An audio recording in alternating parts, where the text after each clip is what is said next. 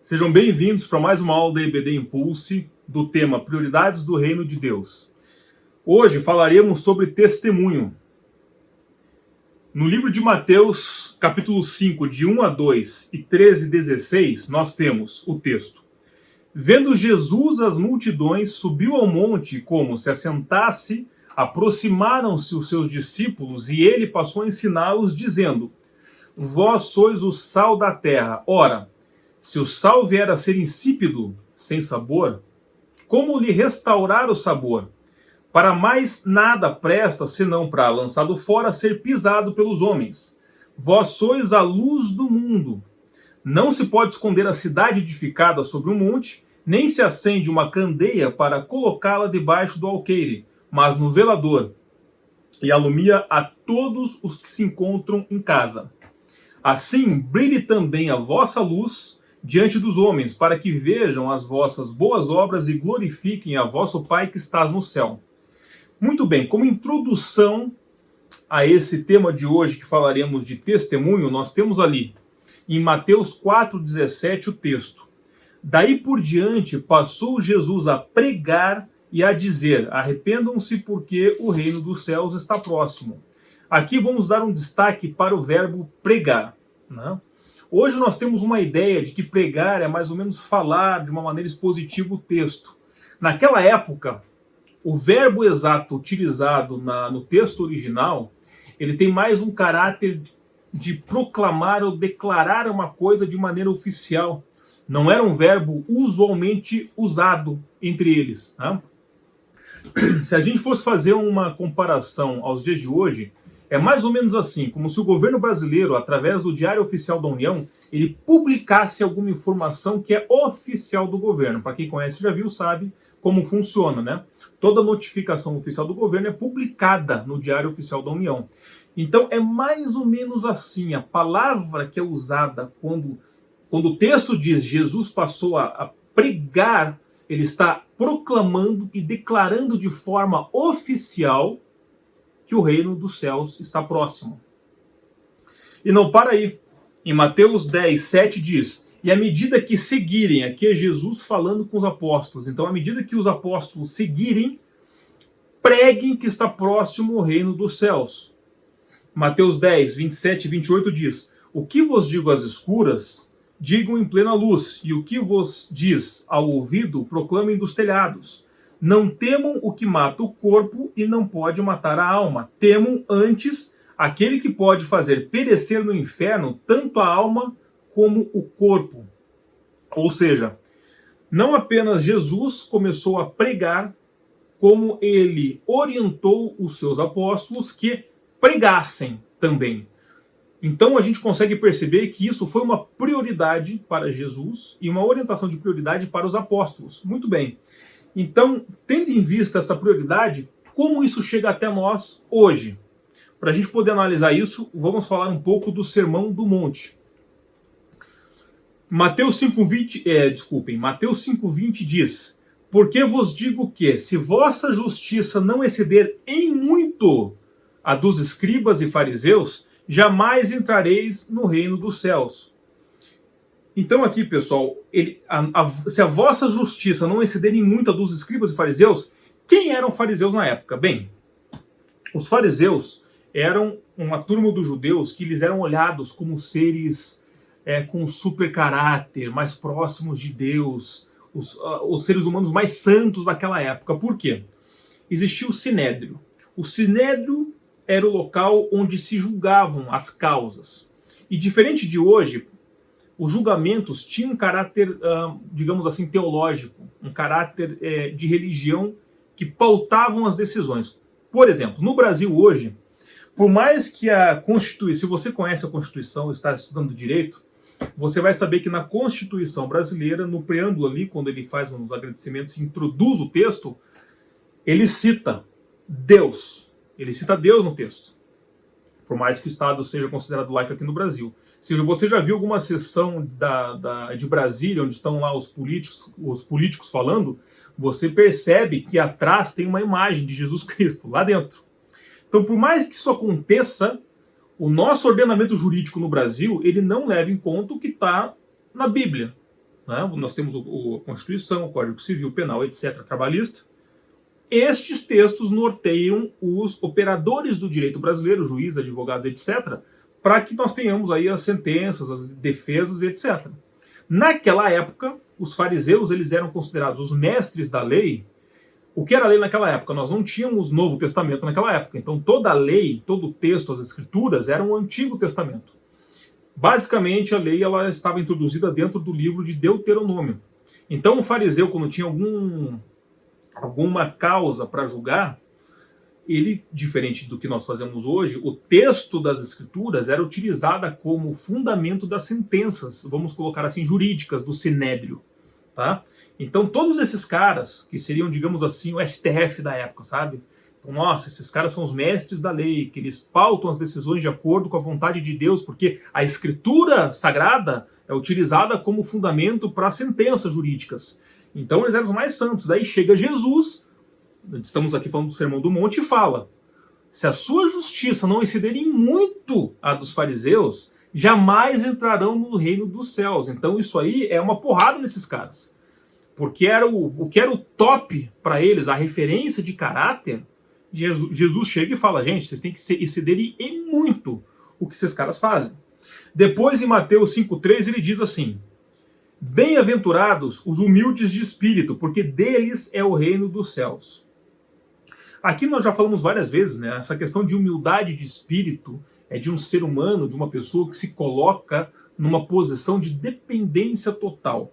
O humilde de espírito, ele seria mais ou menos comparado com aquele mendigo que ele se prostra, ele pede alguma coisa, ele é dependente da graça de alguém que dê um dinheiro, uma comida para que ele possa sobreviver, né? Então, trazendo isso para o mundo espiritual, é essa maneira que a gente tem que encarar Deus, Jesus Cristo, nos colocarmos como dependentes totais da sua graça, da sua salvação, das suas bênçãos, né? E o que esse texto quer dizer? Que se a justiça de Deus excede a dos fariseus, eu não estou indo para um sinédrio para ser julgado e possivelmente condenado. A justiça de Deus nos permite chegarmos a Deus do jeito que nós somos e sermos transformados para que futuramente possamos ser chamados de filho de Deus. Essa é a justiça de Deus. Continuando aqui, Mateus 5,9 diz: bem-aventurados os pacificadores, porque serão chamados filhos de Deus. Então aqui nós já temos aqui um adjetivo de caráter: sermos pacificadores. Ou seja, se nós temos que ser pacificadores, ora, eu tenho que estar numa situação de conflito.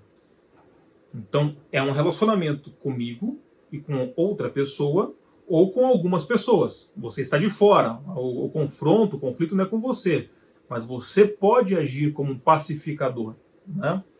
Recentemente nós falamos ali sobre o Provérbios 16:32, que fala que é melhor que sejamos longânimos do que o herói da guerra, né? Se a gente lembrar de Gálatas 5:22, ele fala do fruto do Espírito. E lá dentro nós temos dentro de várias características do fruto do Espírito, nós temos longanimidade, mansidão e domínio próprio. Ou seja, ser pacificador engloba tudo isso. Então isso, a partir do momento que nós nos conectamos com Deus e começamos a gerar fruto, esse caráter precisa estar conosco. Nós temos que ser pacificadores. Mateus 5,10, ele fala assim: bem-aventurados os perseguidos por causa da justiça, porque deles é o reino dos céus. Para quem não lembra ou ainda não viu, a primeira aula que nós tratamos do tema reino, nós falamos bastante sobre a justiça de Deus, né? O confronto que existe aqui da justiça de Deus com a hostilidade do mundo. E aqui vamos falar de um exemplo, tá? No norte do Brasil existe uma tribo indígena que são dos índios Wai-Wai. Nesse grupo indígena foram lá 3 missionários e começaram a pregar o evangelho para esses caras. Um dos índios, que coincidentemente era o pajé, entregou a sua vida para Cristo. E a partir do momento que ele entendeu e entregou a sua vida para Cristo, ele começou a largar as coisas de pajé que ele fazia, né? E o que aconteceu? Qual foi a reação dos índios Wai-Wai?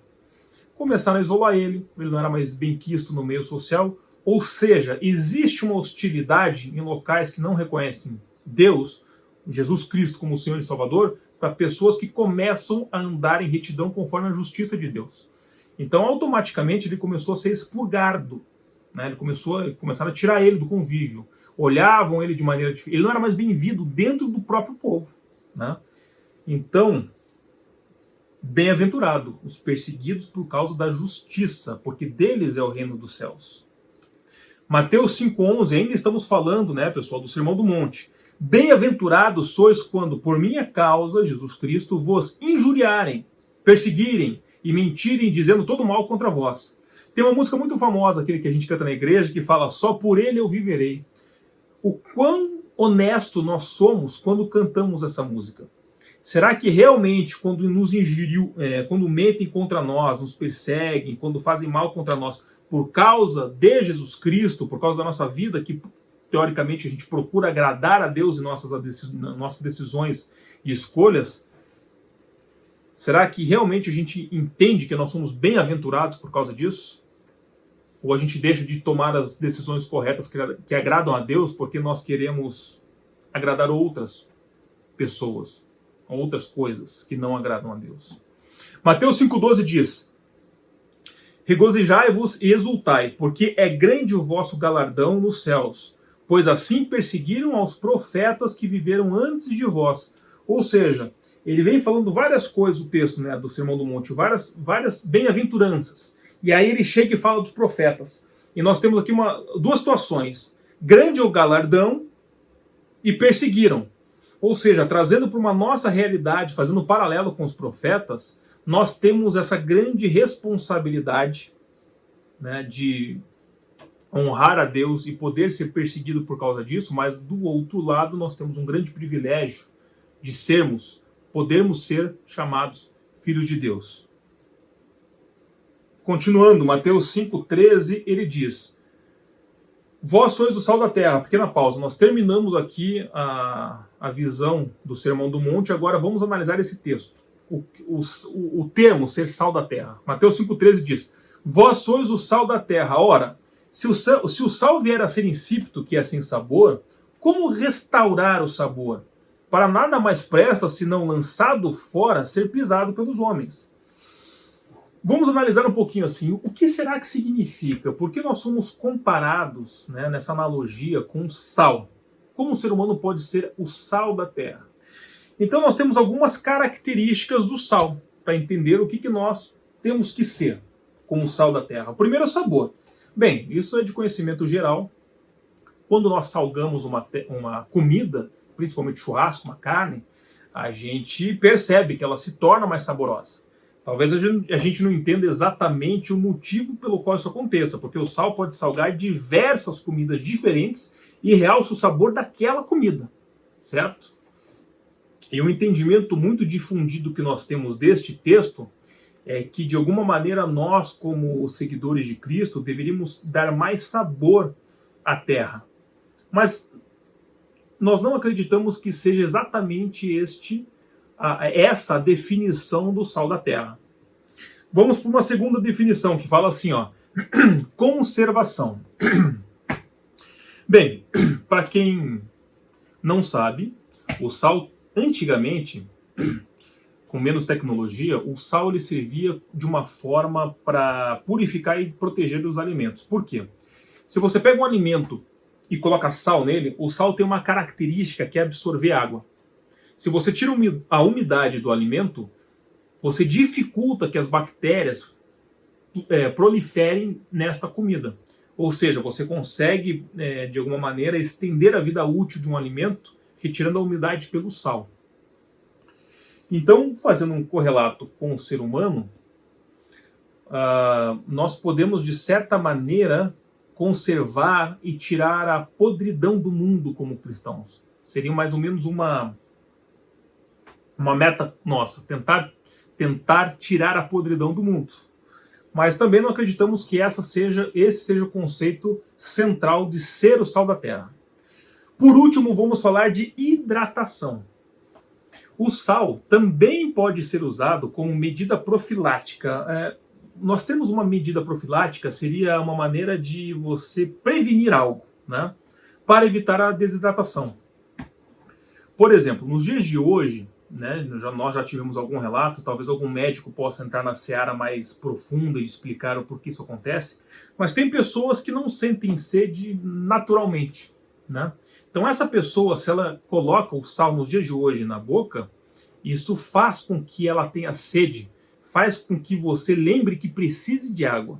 Então este conceito de hidratação é o conceito que a gente vai colocar o foco no nosso estudo e reflexão de hoje, de que o ser o sal da terra é, de alguma maneira, como o sal, você colocar o desejo nas pessoas de que elas tomem água. Que a gente faça, que o sal faz o ser humano lembrar que ele precisa de água. Então, ser o sal da terra é fazer com que as pessoas lembrem que elas precisam de água, que elas tenham sede. Esse conceito que nós vamos atrás. Mateus 5,13, que nós já lemos, quando ele fala ali que nós somos o sal da terra, e se o sal vier a ser insípido, que é sem sabor, a gente tem que entender uma coisa. Quando esse texto foi escrito, o sal era diferente do que é hoje. Hoje é assim, nossa, como é que o sal vai perder o sabor? Nós temos uma pedrinha branquinha, bonitinha ali, cara, para perder o sabor, só se eu, né, comer ela inteira, porque não faz sentido essa afirmação com o sal que nós pensamos nos dias de hoje. Mas antigamente era diferente, não era um sal tratado que a gente compra pedrinha bonitinha. Era um sal que ele era extraído do local e vinha do jeito que estava, sem um tratamento que nós temos hoje. Então, você tinha lá sal, você podia ter um pouco de gesso, você tinha várias impurezas naquela pedra. Então, por isso que você podia perder o sabor. Se era uma pedra impura, que tinham vários componentes ali, e entre eles, no meio, você tinha o sal puro, vamos falar assim, devido à umidade, né, à má conservação, porque as pessoas carregavam essas pedrinhas, né? Quando você colocava a pedrinha na boca, ela podia ter perdido sabor, porque ela perdeu o sal real lá de dentro e as impurezas que ficaram só na pedra. Então, por isso que ela se tornava descartável. Ué, essa pedrinha de sal da época, que era uma pedrinha impura, perdeu realmente o sal ali de dentro e se tornou sem sabor. Então, não tem mais função, ela não cumpre a finalidade para a qual ela deveria existir. Né? Então ela se torna descartável. Por isso que eles falam aqui, ó, nada mais presta senão lançar fora e ser pisado pelos homens. Acabou. Né? Não preciso guardar mais isso. Muito bem, finalizamos agora o entendimento de sal da terra, mas nós também temos a questão de ser luz do mundo. Vamos ler Isaías 42,6, que diz: Eu, Senhor, te chamarei em justiça, tomar-te-ei pela mão e te guardarei, e te farei mediador da aliança com o povo e a luz para os gentios. Primeira coisa, existirá uma aliança do povo com a luz para os gentios. Quem são os gentios? Somos nós, né? Que não somos o povo judeu. Então, desde o Antigo Testamento já tinha essa visão, né, de que a luz seria estendida a todos, inclusive os gentios. Depois, em João 8,12 diz: De novo lhes falava Jesus dizendo: Eu sou a luz do mundo. Então, gente, aqui é uma coisa mais objetiva impossível. Jesus está dizendo, né, eu sou a luz do mundo. Então, se no Antigo Testamento nós temos o texto que diz que haverá uma aliança entre o povo e a luz, o que é a luz? Luz é Jesus Cristo. E continuando o texto de João 8,12 diz: Quem me segue não andará nas trevas, pelo contrário, terá a luz da vida. Ou seja, nós tivemos primeiro um conceito do sal da terra. O sal, ele existe para dar a capacidade para desejar. Esse é o conceito que nós estamos dando foco. A luz dá a capacidade de enxergar. Então, quando o texto fala que nós somos a luz do mundo, nós somos utilizados de instrumento para a verdadeira luz, que é Jesus Cristo. Então, olha o tamanho da responsabilidade que nós temos quando nos colocamos como instrumentos na mão de Deus, de sermos usados para refletir a luz que é Jesus Cristo no mundo. Responsabilidade de tudo que nós fizermos, tudo que nós falarmos, devem ser coisas que agradam a Deus, que reflitam a luz de Deus. Isso é muito importante. Né? Ainda em luz do mundo, Mateus 5,14 diz, já no Novo Testamento, claro: Vós sois a luz do mundo, não se pode esconder a cidade edificada sobre o monte. Ora, o que significa isso? Para quem já viajou de carro sabe, você está chegando em uma cidade, você lá de longe já começa a ver aquele monte de edificação, você não consegue esconder, a cidade está edificada, você consegue enxergar, você não consegue esconder uma cidade. E hoje a gente pode até entender esse conceito à noite também, para quem já viajou de avião e gosta de sentar na janelinha ali do avião, Você vê tudo escuro à noite, de repente você vê assim um monte de luzinha concentrada, tipo um local assim, é uma cidade. Então nem de manhã, nem de noite, se tem uma cidade edificada com luz à noite, você não consegue deixar de enxergar essa cidade. E é a mesma coisa nesse conceito, quando ele fala que nós somos a luz do mundo e que não se pode esconder a cidade edificada, ou seja, quando olham para você, você entregou sua vida a Cristo e você está brilhando essa luz como instrumento de Jesus Cristo através da sua vida, não tem como esconder. Não tem como esconder. Ele continua essa ideia em Mateus 5,15, quando ele fala: e também ninguém acende uma candeia e coloca debaixo de uma vasilha. Pelo contrário, coloca no lugar apropriado e assim ilumina todos que estão na casa. Gente, você já viu aqueles caras, pessoas, mulheres, enfim, que vão numa caverna explorar? O cara põe a luz debaixo do tênis? Não, é na testa, no capacete, né? Quem vai fazer mergulho, essas coisas também, a luz fica num lugar evidente para poder iluminar tudo. Trazendo um paralelo conosco, é assim, pessoal. Se você é uma pessoa de fato cristã, que entregou sua vida e anda no caminho da retidão, de cada vez mais tentar ser parecido com Jesus Cristo, tem que estar na tua testa quando as pessoas te olham. Você é uma pessoa cristã, a sua luz tem que transparecer essa luz que vem de Deus. Essa é a função de um instrumento. Mateus 5,16 diz: assim brilhe a luz de vocês diante dos homens, para que vejam as suas boas obras e glorifiquem ao Pai de vocês, que estás nos céus. Bem, pessoal, se a nossa luz deve brilhar diante dos homens para que essa luz reflita as boas obras e glorifique ao Senhor, que estás nos céus, como nós nos colocamos em situação de desconforto, em que a gente sabe o que agrada a Deus, mas a gente não quer fazer alguma coisa, e aí? A quem nós vamos agradar? A Deus ou aquele grupo de pessoas que pode estar no momento ali que a gente não quer ter algum embate, né? Porque quando nós estamos em algum tipo de situação, vamos colocar assim, de escuridão espiritual, no sentido de que são feitas coisas que não agradam a Deus, e a gente nega compactuar com essas coisas e se posiciona de uma maneira com que nós não concordamos, não faz parte do nosso caráter, dos nossos princípios, nós sabemos que desagrada a Deus e vamos sair, neste momento, a sua luz começa a brilhar. E essa luz reflete Deus. Para finalizar, e qual é o propósito de tudo isso? Bem, nós vemos que o texto que nós estudamos hoje, existe uma orientação lógica nesse processo. Primeiro, nós somos convidados a ser o sal da terra, depois a luz do mundo. Por quê?